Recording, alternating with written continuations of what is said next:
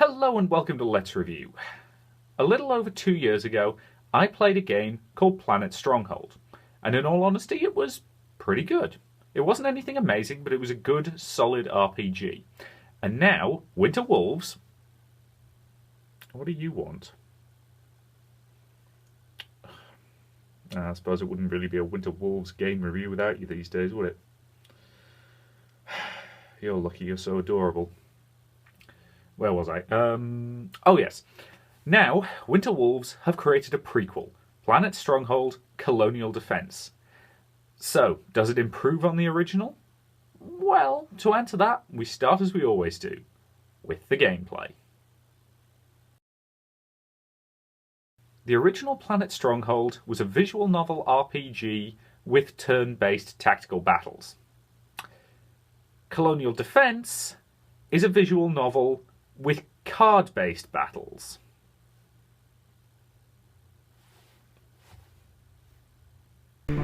This is the deck building screen of Planet Stronghold Colonial Defence. From here you can put together a combination of cards that suits you. So I'll just demonstrate by creating a brand new deck. Now cards break down into two primary categories. There are the Empire cards, which are what you see here. These are general cards that can be used in any build. So we have a large number of them here. I should mention this is a very late game save, so I've unlocked basically all of the cards. In addition to that, there are character-specific cards. Now these relate to the heroes at the top. Each hero adds in additional cards, so if I add in Charlotte, you can see I've gained this Recruit card and this Spiked Iron Vines card, and there's a few others in here that are unique to her. If I remove her, I could add in, say, Mitsuki, who again has some different cards, and I can scroll back and forth. If I want to add one of these cards, all I do is click on it, and it adds it. Your standard deck of cards is 30 strong, although certain missions will reduce the amount you have available to you. So, for example, you might come across a mission that will only allow you to have 10 cards in your hand. It's also worth noting that you can upgrade the cards. So, for example, this card here, if I right-click on it to bring up some more detail on it, you can spend stars. Stars are earned by completing side missions, as well as main missions. But they are primarily acquired through side missions. It costs 1 star to upgrade to silver, and 2 stars to upgrade to gold level. And if you do both at once, it naturally costs 3 stars. So, for example, if I upgrade this Force Field card, it'll gain +1 health for the silver level, and plus an additional 1 health for the gold level. So the cards have an attack score on the left-hand side, and a health score on the right-hand side. It's also worth noting that certain cards have special effects. So, for example, this Wall card has to be attacked first, and I will demonstrate that momentarily when I get to the gameplay. And any unit that attacks it will be stunned. This is potentially quite useful. Certain cards cannot be upgraded, like this robotic card here, which gives an advantage of +3 attack to any unit that has the stat robotic. So, for example, that is a robotic card. And that information is given at the bottom there. Certain cards are played in certain ways. So, for example, a card with a red indicator indicates something that will attack the enemy in some way. So in this case, an unoptimal balance card will target any robotic unit, and it gains +2 attack and -2 hit points. So that is obviously a bit of a risky card. If I demonstrate with our main character, Diana Nelson, she has a card called Snipe, which will deal 4 damage to a target enemy unit. This is obviously very useful. Green cards are units that you actually deploy, and blues will assist you in some way. So, for example, Assault targets an allied unit, and it gains +2 attack permanently. And from there, that really is the basic of the deck building screen. If I go to here, if you want to remove a card, all you have to do is click on it to remove it. And certain cards can be included a certain number of times. So, for example, the regular infantry, you can have up to 3 of those cards in a single deck. Whereas something more advanced like the laser squad there, you can only have 1 in each deck. And that really is it for the deck builder. It's fairly straightforward, but it does what it needs to do. The deck builder works well for the most part, although there are a couple of things that it could do with to make it a little more user-friendly, most notably the addition of tooltips that appear when you hover over items. Overall, though, once you get used to it, it works pretty well, and I have no real major complaints about it. Though one thing I should mention, if you want to play this game on easy, I'd recommend against upgrading your cards. The simple reason for that is if you're like me and you do pretty much every side quest and have upgrade points coming out of your ears, the game's battles will get incredibly easy by the end. But I will freely admit that those battles are quite enjoyable. This is the main gameplay screen of Planet Stronghold Colonial Defence. So, we have our opponent up here, who has a health of 20, and we have our main character, Diana, here, who has a health of 30. This will vary from mission to mission. In some missions that are intended to be longer, you will have a greater health, and you will have more cards available to you. So, here we have the number of cards still in our hand. There are 26 left, because this is a mission that allows for the full draw of 30. Our opponent has 11, with 9 available to him. Now, here we have the cards available to play. So I have 4 different types of units here. And the numbers across the top indicate what it will cost me to deploy them. So, for example, this Volunteers card requires 1 credit, which is listed there, 1 energy, which is listed there, and 2 personnel, which are listed there. The other stat is materials, which is used, for example, in this Assault Infantry, which will cost 1 materials. The numbers you get at the beginning of each match are indicated by various factors, including story purposes and other things. So, what I'm going to choose to deploy first is this Grenadier unit. So I click on it, and I deploy it. Once I've deployed it, this Grenadier unit has the special ability to deal 2 damage to an enemy target unit. So I will select this enemy turret, and deal 2 damage to it. Now it remains my turn until I click End Turn. And this, incidentally, is a cannon turret. I mentioned earlier that certain units have the stat of Wall. Wall targets must be attacked before you can attack other targets.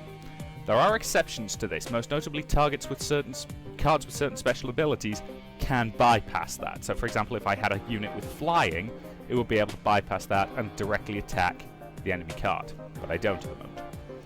So instead, I'm going to deploy this Volunteers card, which has the special ability that when I summon it, it automatically brings in 2 additional Volunteers.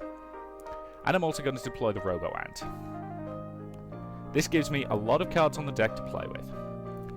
Turrets cannot attack unless they are attacked, so I don't have to worry about it doing anything. However, it summoned in that card. Because that unit had charge, it was able to attack me directly. And it could choose to either attack one of my cards along here, or directly attack my main character for some health damage. Since obviously I want to prevent that, as going down to 0 HP loses, I'm going to deploy a laser turret. Turrets all have the wall statistic, and so therefore the enemy must attack them first. Now I'm going to demonstrate what happens if I actually attack an enemy card. So, if I use my... Yes, I think I will use my Grenadier unit. So I will target... You notice I cannot target this enemy card because it is guarded effectively by this turret. So I have to attack that first. And I did 3 damage, which is that stat, so he lost 3. And the turret automatically fires back, and I took 1 damage. I can now very happily destroy this turret with the use of my Volunteers. It's also worth noting that you don't gain whereas you gain materials and energy at the beginning of each turn, along with personnel, you don't gain credits. Credits are gained by killing certain enemy units. So, for example, that turret gained me a credit when it died, and this is indicated by the credit chit at the top, which will tell you how many credits you will get for killing that unit. This could be anywhere from about 0 to 3 or 4, though it's extremely rare to come across a card that will give you that many credits for 1 kill. Next, I'm going to choose to... No. I could choose to attack this enemy unit. However, I know for a fact that he will have to attack my laser turret next turn. And so, as a result, that turret will kill him, as that has a defensive score of 2, and will thus do 2 damage. and laser turrets also do double damage to units with robotic. So, as a result, he must attack that, and it will kill him. So it seems wasteful to use the attacks of any of my volunteers or my robo-ant on him. So I'm going to have my volunteers attack here. And that does 2 damage to the enemy commander. It's also worth noting that if your units have not done anything this turn and are capable of attacking the enemy commander, they will do so automatically when you hit end turn, like so. I should also mention that the robo-ant double attacks. Now, as you saw there, he attempted to attack the turret and was killed for his trouble. The Assault Infantry card I could now play will automatically gain charge. This allows it to attack on the turn it's played. But instead, I'm going to deploy the Marksman team, which starts off with Invisible. Invisible is indicated by this Fog of War effect, and while a unit is invisible, it cannot be targeted by the enemy. They can still see it when it's deployed, but they cannot do anything to attack it. Now, this enemy has a double attack and also has anti-wall, which increases his attack against wall units, which means that he could potentially destroy our turret. So as such, I think it's a priority to take him out, so I'm going to use my Grenadier unit to do that. And my Grenadier is now down to 1 health. Obviously, when he goes down to 0 health, he will be taken out of play. Now then, given how much firepower I have left on the board, I am about to win this match, because I have 2 points of damage to there, 2 points for there, 2 points for there, 3 to there, and a double 3 there. So that effectively gives me 12 points of damage, and he's only got 10 HP left. So as soon as I hit the end turn button, I'm going to win this match. Like so. And fundamentally, that's it for the gameplay of Planet Stronghold Colonial Defence. There are a number of other status effects, most notably things like stun. However, that really is the basics. That shows you a good indication of a lot of the stuff. There's a reasonable number of special abilities, so for example there are cards that will summon in reinforcements when damaged, or there are cards that will allow you to do various other things, and certain cards do double damage against other cards, which you saw. If they'd been using robotic units, that laser turret could have done up to 4 damage a hit.